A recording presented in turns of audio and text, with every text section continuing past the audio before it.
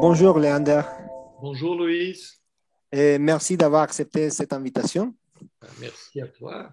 Et comme je t'avais dit, j'avais pensé à toi par rapport au concept de lettres. Et c'est pour ça que j'ai écrit pour te proposer un entretien et merci d'avoir accepté. Si tu es d'accord, ce qu'on peut faire, c'est je te présente pour ceux qui ne te connaissent pas, puissent le faire. Et après, on commence avec les questions. D'accord, très bien. Léander Mattioli Pascal est psychologue et psychanalyste à Paris. Il a fait ses études de doctorat et de master de psychanalyse à l'université Paris 8, Vincennes-Saint-Denis. Et il a obtenu le grade de master en psychologie clinique à l'université catholique pontificale de Minas Gerais, au Brésil. Et son premier ouvrage, paru en 2020 chez les presses universitaires de Rennes, s'intitule Bien dire et savoir lire. Usage de la lettre en psychanalyse. Je l'ai ici. Je fais Ah, la. parfait. Voilà. C'est parfait. Donc, Léander, la première question qui m'a surgi et je voulais te poser, c'est Lacan a parlé du concept lettre en 1955 dans son séminaire sur la lettre volée. Ensuite, il a parlé en 1957 dans l'instance de la lettre de l'inconscient ou la raison depuis Freud. Et finalement, en 1971, dans littérature. Donc, comment pouvons-nous répondre d'une manière synthétisée?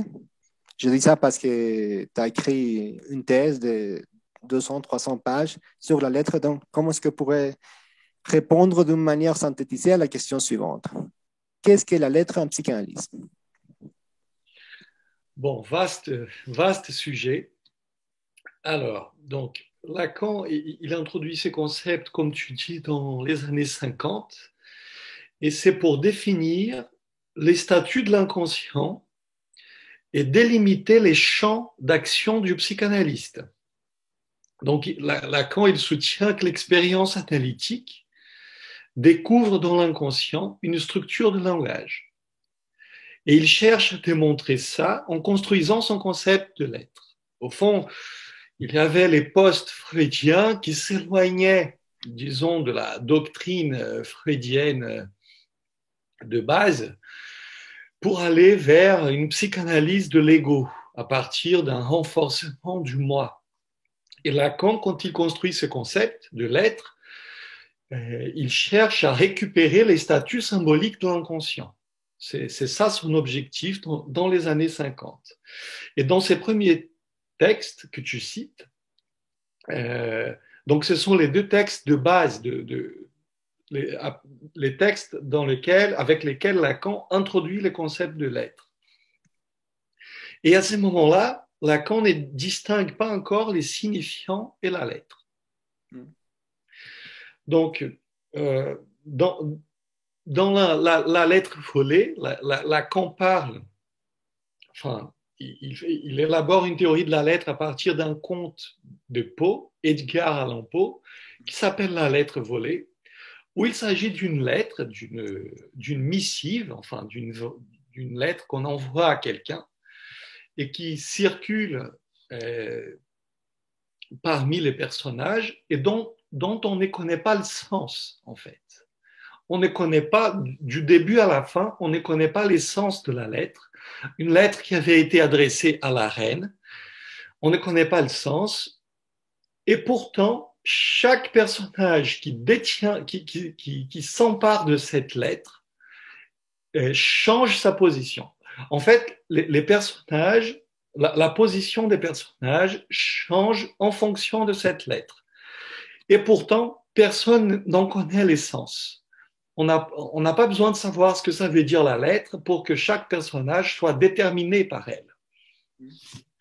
Donc ça, c'est les contes de Poe où Lacan cherche à démontrer, après il va se servir aussi de la cybernétique, il cherche à démontrer qu'au fond, il y a la loi du signifiant.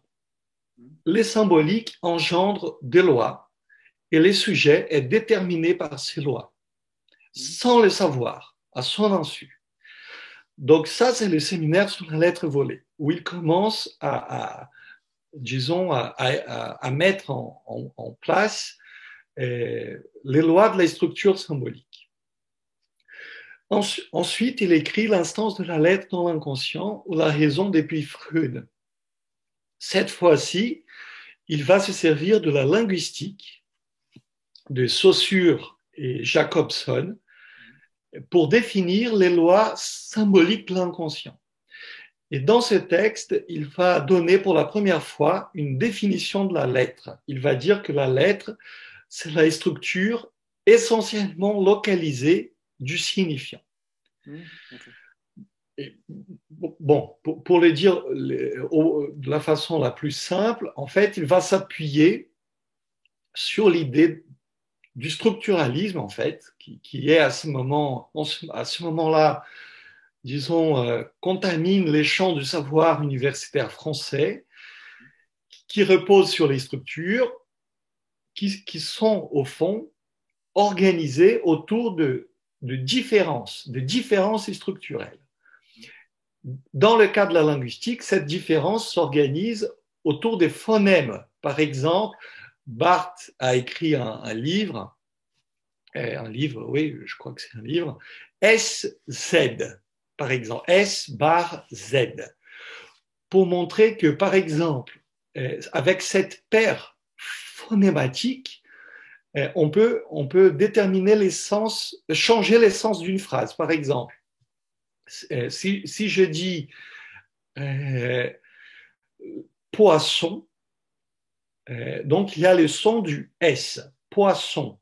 Mais si je dis poison, donc je remplace les phonèmes du S par les phonèmes du Z, je dis poison. Et poison, c'est une toute autre chose. Ça veut dire être empoisonné par quelque chose. Donc, l'idée de Lacan, c'est de montrer que l'inconscient, lui aussi, obéit à des lois linguistiques qui font que l'essence est déterminée par la structure. Et les sujets aussi est déterminé par la structure. Donc c'est ça, au fond, l'idée initiale, c'est que la lettre, à ce moment-là, elle est synonyme de signifiant. Il ne distingue pas la lettre et les signifiants. Et l'idée, c'est ça le plus important, c'est que la lettre est une matérialité qui va au-delà du sens et qui produit l'essence. L'essence est dépendant de la structure du signifiant. C'est ça le plus important à ce moment-là. Plus tard, dans les années 70, comme tu as dit, il écrit un texte qui s'appelle Littérateur, où il va dissocier la lettre et les signifiants. Là, il y a d'un côté les signifiants avec la structure différentielle basée sur les phonèmes, par exemple, et puis de l'autre côté, il y a la lettre. Alors, à ce moment-là, il va s'intéresser à autre chose. Il va s'intéresser aux effets de jouissance de la lettre et non pas à ses effets de sens. Les signifiants, lui, il produit des effets de sens et il va chercher à donner une définition de la lettre à partir de ses effets dans les réels, à partir de ses effets de jouissance. Et là, pour le coup, il change de paradigme, il quitte la linguistique, puisque la linguistique s'intéresse seulement aux effets de sens du signifiant, et non pas à ses effets de jouissance. C'est-à-dire, si je comprends bien, oui. Dans les années 50, il y a une lecture de la lettre par rapport au registre symbolique. Oui. Et dans les années 70, 70, oui. 70, à partir de ce moment-là, c'est plutôt de la lettre comme appartenant au registre du réel. C'est ça? Alors, pas encore, justement. Okay. Alors, le littoral, la définition de la lettre des années 70, dans ce texte littéraire, c'est la lettre en tant que littoral. Qu'est-ce que ça veut dire? Ça veut dire qu'au fond, la lettre conjugue et sépare en même temps deux registres hétérogènes, comme sur une plage. Il ne s'agit pas d'une frontière où nous traçons une ligne imaginaire entre deux registres du même ordre. dans le littoral, c'est comme le sable d'un côté et l'eau de l'autre. Il s'agit de quelque chose qui fait, disons, la jonction et disjonction entre deux registres de nature différente. Donc, les symboliques d'un côté et le réel de l'autre. Donc, à ce moment-là, il va montrer comment, au fond, la lettre n'est pas qu'une affaire de symbolique, elle est aussi une affaire de réel, elle est aussi une affaire de corps, elle est aussi une affaire de jouissance. Elle se situe entre le savoir et la jouissance, entre le symbolique et le réel. Et d'ailleurs, c'est l'ouverture, à mon avis, c'est l'ouverture d'une réflexion qui va l'amener au nœud borroméen. Okay. Puisque les nœuds borroméens, plus tard, c'est justement une manière de concevoir l'articulation des registres différents. Donc, comment le symbolique, l'imaginaire et le réel peuvent s'articuler, tout en étant séparés, parce que les nœuds borroméens, la première manière dont Lacan les présente, au fond, c'est trois ronds de ficelle qui s'articulent à trois, mais qui ne s'articulent pas deux à deux. Par exemple, dans les nœuds borroméens, si on prend le réel et le symbolique, ils sont comme ça. Ils ne s'articulent, ils ne sont pas comme ça. Ils sont comme ça, ils ne s'articulent pas. Et il faut un troisième rond pour articuler les deux autres. Donc, au fond, depuis l'Utilitaritaire, il essaye de concevoir une manière d'articuler différents registres qui restent séparés, au fond, qui restent hétérogènes les uns aux autres. Voilà, je crois que Très bien. Pour la définition, je crois que les bases sont celles-là. Oui. Merci beaucoup, Léander. Et ma deuxième question est la suivante. Existe-t-il une trace du concept lettre dans l'œuvre de Sigmund Freud, ou quelles sont les références utilisées par Lacan pour construire ces concepts? Alors, donc, en effet, pour définir au départ, dans les années 50, les statuts symboliques de l'inconscient, donc Lacan, il va s'intéresser au texte canonique de l'inconscient chez Freud. L'interprétation des rêves, les mots d'esprit et sa relation à l'inconscient, psychopathologie de la vie quotidienne. Il va vraiment s'intéresser au texte où Freud définit l'inconscient dans son statut symbolique.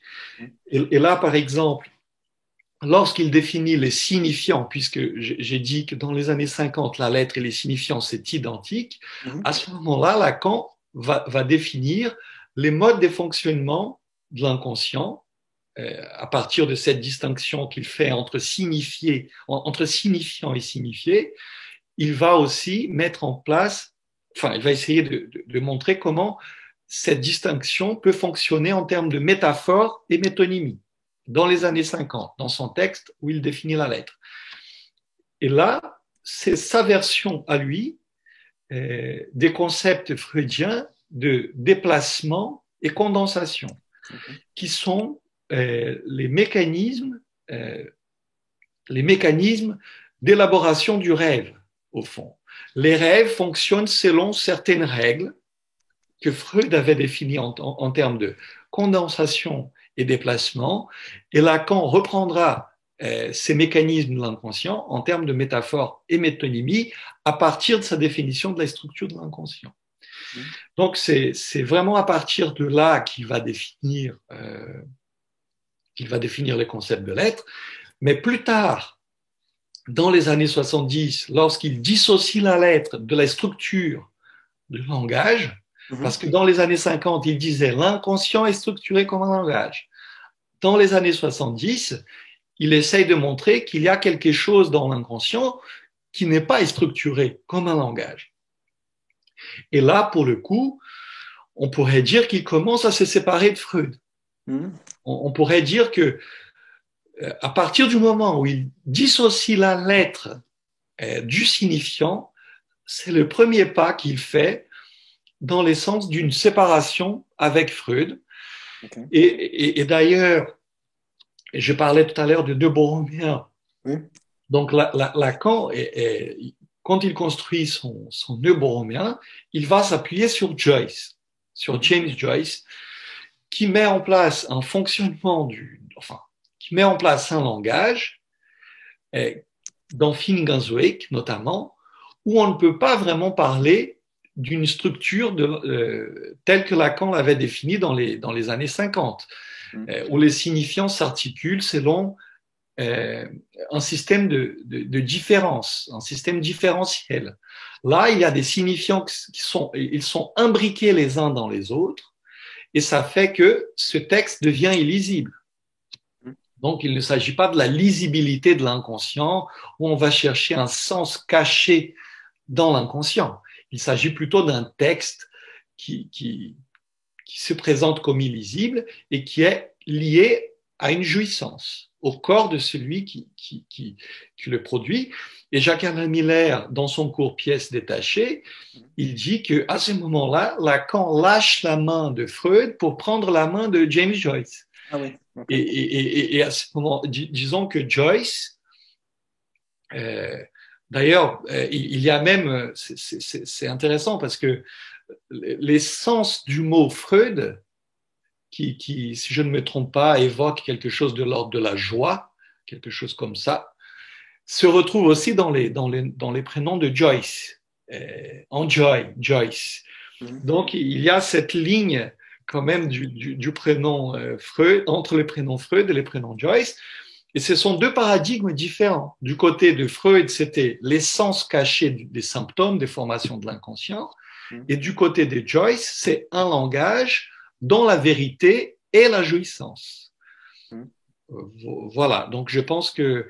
C'est-à-dire, en s'appuyant sur Freud, c'est plutôt la structure du signifiant, et en s'appuyant sur Joyce, c'est plutôt la structure de la lettre, on pourrait dire. Alors là, on n'est plus tellement dans le paradigme de la structure, justement. Okay. Ah oui, les signifiants et la lettre. Les signifiants et la lettre. Là on quitte un peu cette idée de structure du langage pour aller vers une définition du langage, justement, qui soit dissociée de la structure. Et donc, juste après avoir défini la lettre en tant que distincte du signifiant, Lacan va élaborer les concepts de la langue, où le langage n'est plus une affaire des structures, au fond. Cette idée des phonèmes dans une structure différentielle, etc., ça n'est plus vraiment son idée lorsqu'il parle de la langue.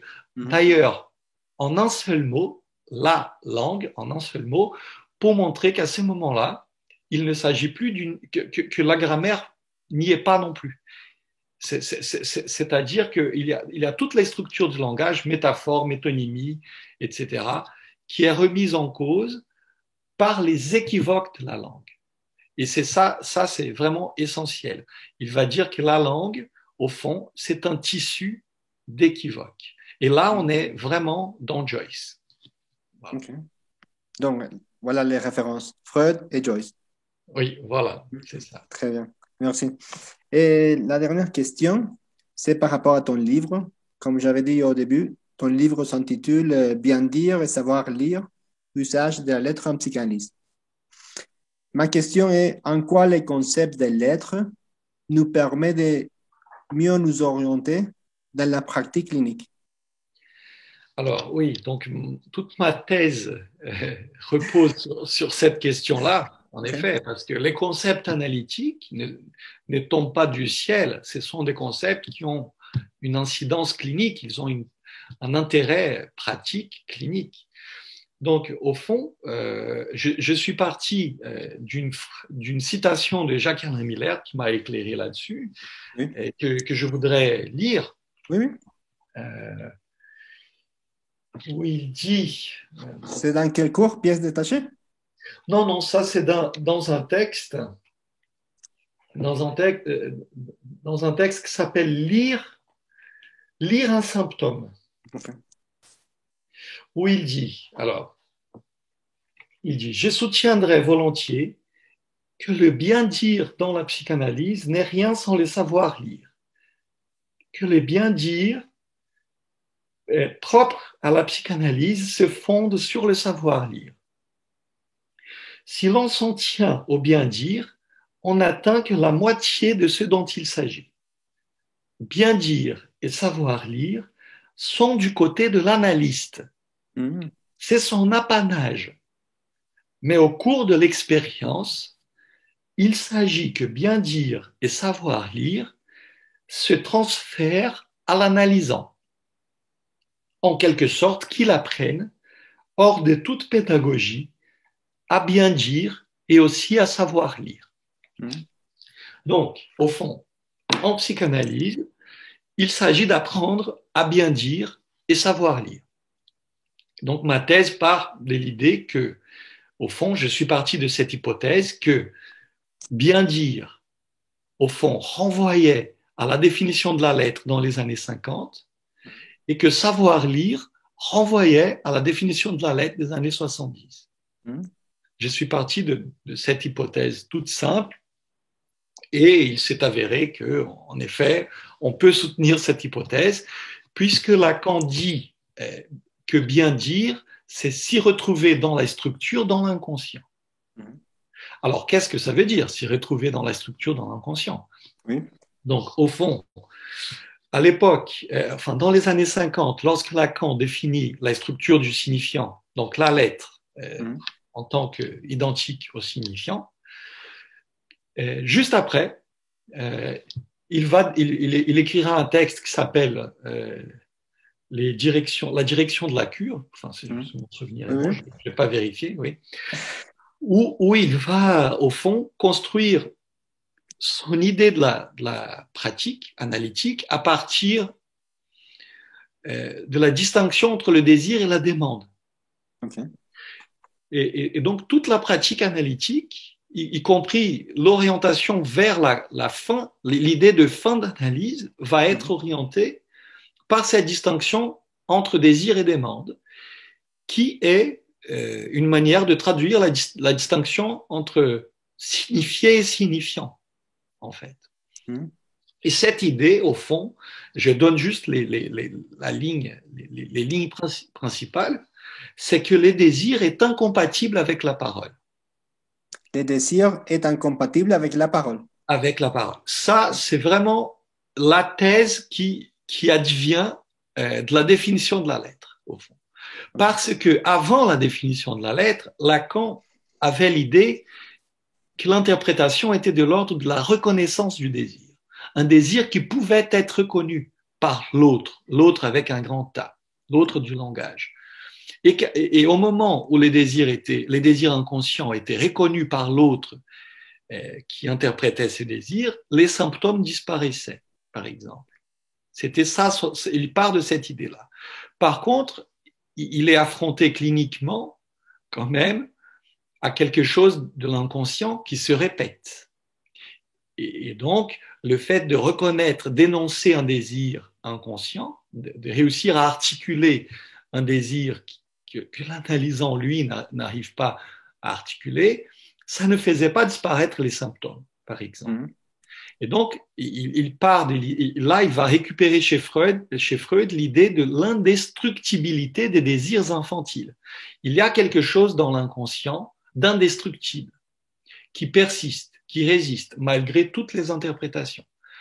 Donc, il va se dire, donc, il y a en effet quelque chose dans l'inconscient qui ne se laisse pas traduire par ce qu'on peut énoncer dans la parole, dans une interprétation, par exemple.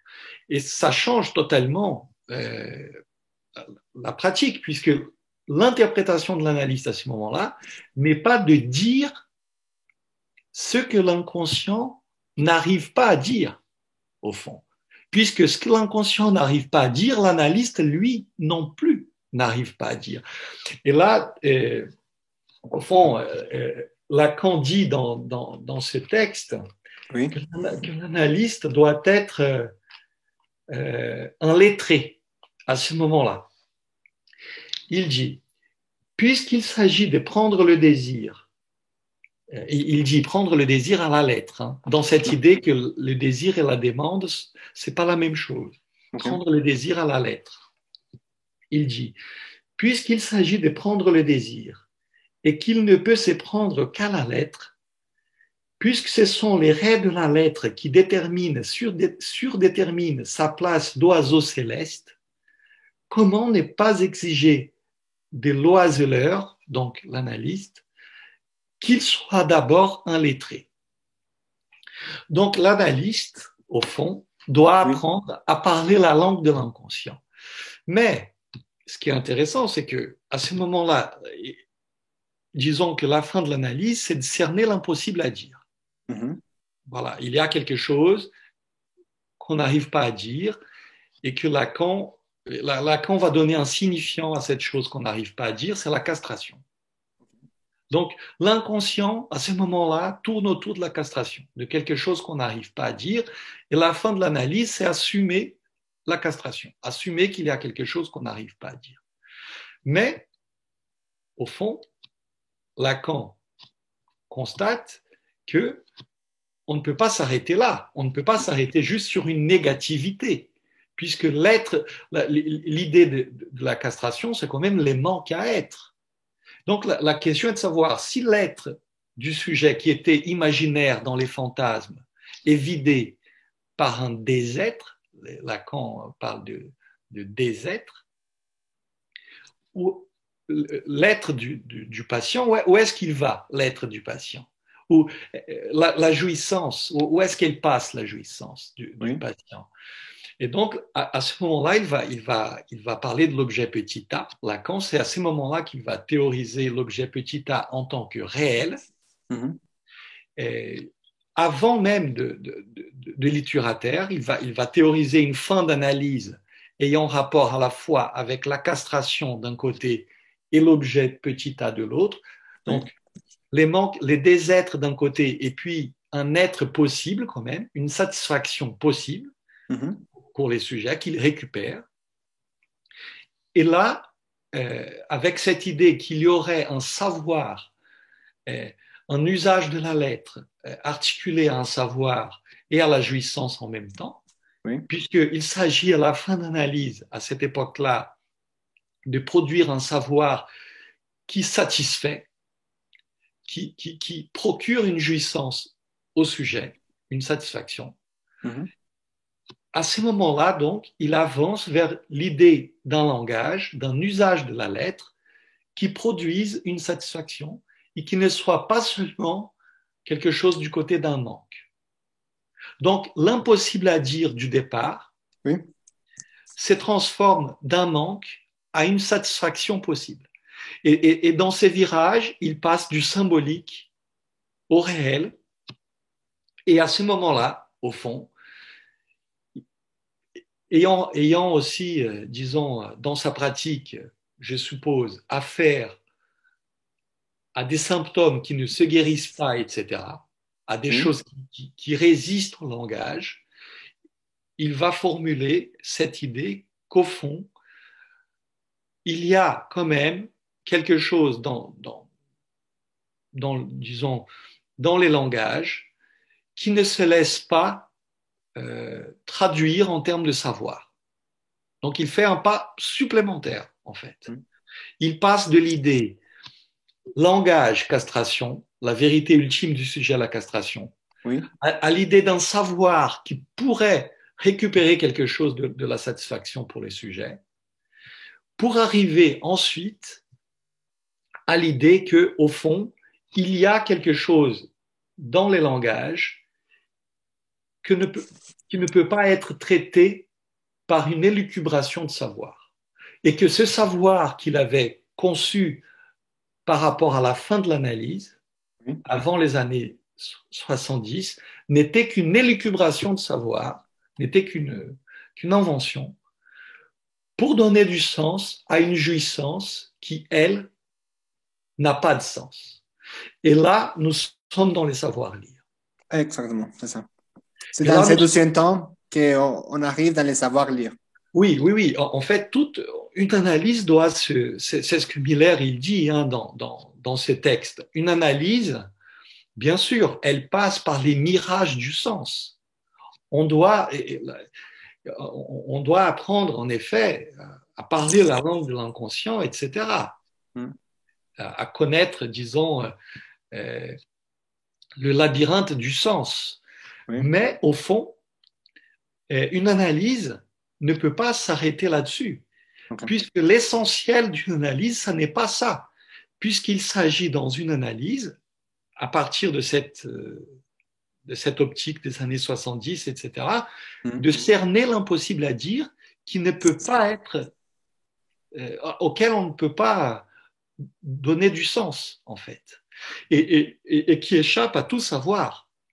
Et donc là, cette idée de la langue, en tant que, au fond, la structure de langage serait une élucubration de savoir sur cette langue d'équivoque, sur cette Oui. langue qui est à la fois équivoque et jouissance. Et donc, au fond, dans les savoirs lire, nous sommes dans une perspective de l'équivoque. Mm. Et là, il y a vraiment une différence essentielle. Dans un autre texte, Miller, il oppose les lois du langage Mhm. à la loi du signifiant. Il dira les lois du langage, c'est métaphore et métonymie. Mhm. Et la loi du signifiant, c'est l'équivoque. C'est vraiment, à partir du moment où Lacan dissocie les signifiants et la lettre, nous sommes à fond dans l'équivoque. Et métaphore et métonymie n'est qu'une élucubration de savoir sur les équivoques de la langue. Et que les sens qu'on donne à une équivoque, par exemple à un lapsus, on donne du sens à un lapsus et une Oui. analyse. Les sujets en analyse, ils donnent du sens à ces formations de l'inconscient. Et il faut en passer par là pour pouvoir élaborer son fantasme, pour pouvoir comprendre quel sens il donnait à ce réel hors sens.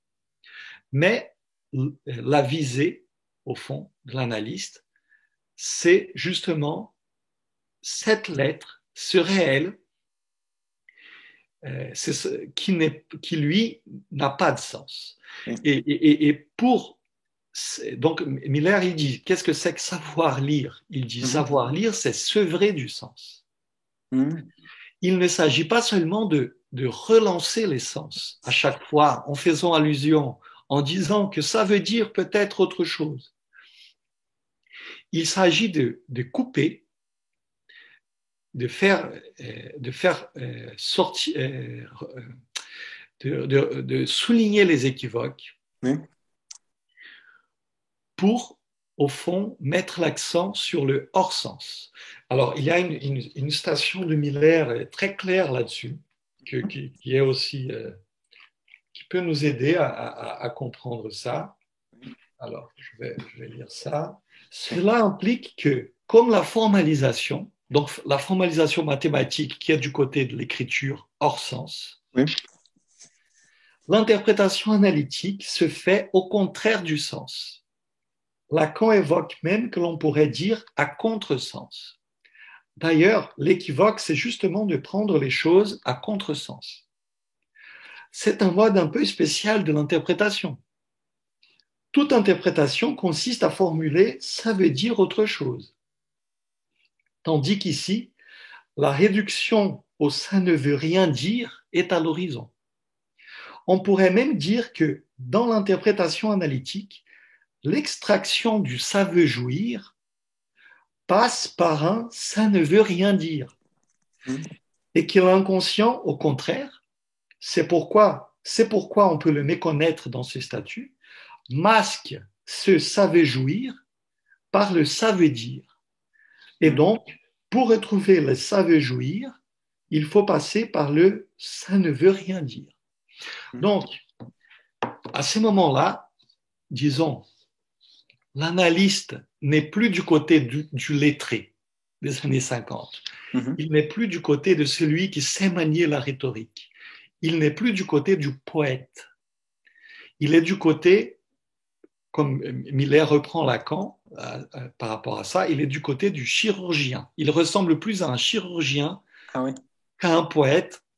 Et là, je voudrais lire, parce que c'est dans les séminaires, dans les derniers séminaires de Lacan, les moments de conclure, Oui. où il dit ça, et je trouve ça vraiment, en tant que la loi du signifiant, c'est l'équivoque, Mhm. je trouve cette citation vraiment limpide. Donc, c'est dans les séminaires, les moments de conclure. Il Oui. dit, je travaille dans l'impossible à dire. Dire est autre chose que parler. L'analysant parle. Il fait de la poésie. Il fait de la poésie quand il y arrive. C'est peu fréquent, mais il est art. A-R-T. De l'art, faire de l'art. Mhm. Je coupe parce que je ne veux pas dire il est tard. Donc là, il fait équivoquer il est art avec il est tard. Mhm. L'analyste, lui, tranche. Ce qu'il dit est coupure, c'est-à-dire participe de l'écriture, à ceci près que pour lui, il équivoque sur l'autographe. Voilà. Mhm. Donc, au fond, dans le savoir lire, ce vrai du sens, Oui. pour rejoindre ce ça veut jouir, l'analysant, il parle. Il veut dire quelque chose. Et d'un coup, subitement, lorsque son dire en dit plus que ce qu'il croyait, au fond, Mhm. l'analyste arrête la science. Il coupe. Et ça sidère. Ça produit un effet de sidération, Mhm. au fond. Et c'est ça, dans son séminaire, l'avant-dernier séminaire, donc l'insu que c'est de l'une bévue, c'est l'amour, Lacan, il dit ça, que l'objectif, il parle de sidération, au fond. Bien sûr, une coupure inattendue sur quelque chose qui n'était pas tout à fait ce que l'analysant voulait dire, ça Oui. sidère, ça dérange. Disons que savoir lire, au fond, ça dérange. C'est l'idée de déranger la défense, Mhm. parce que à ces moments-là, l'élucubration de savoir, la structure du langage, étude, au fond, défense contre le réel hors sens.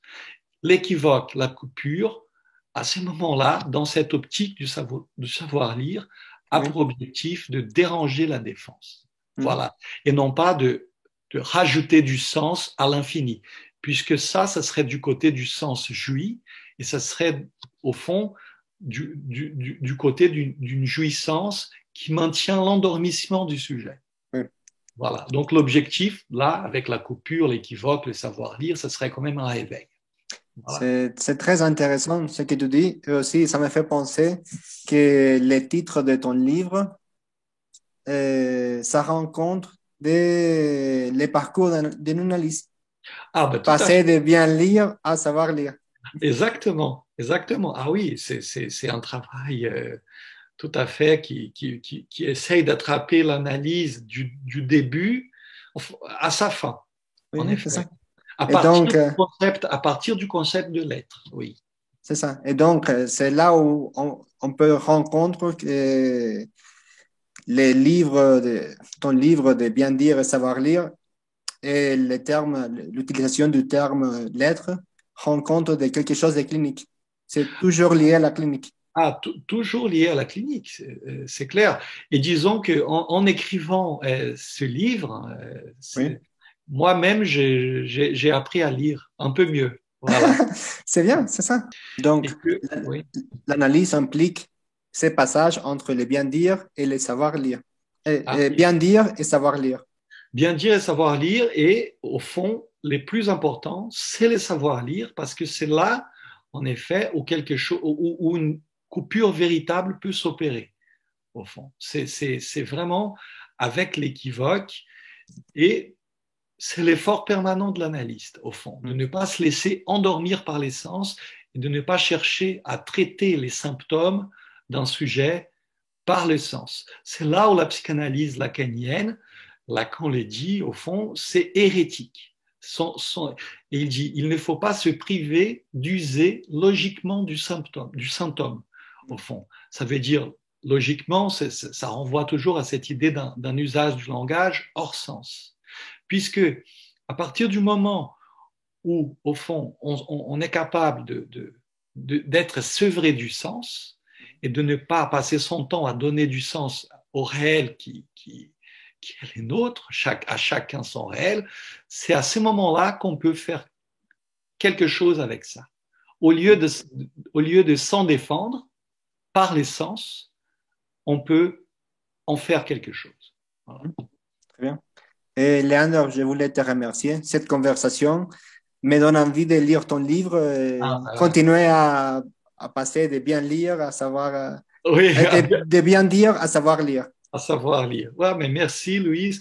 Bon, c'est pas facile de parler de ces sujets. Hein. C'est vraiment, il y a beaucoup de références, donc j'ai essayé de synthétiser les plus possible.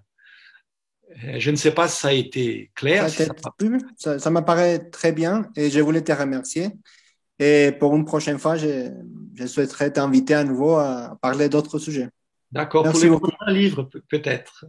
Avec plaisir. Merci beaucoup. Merci, Louise. Merci beaucoup.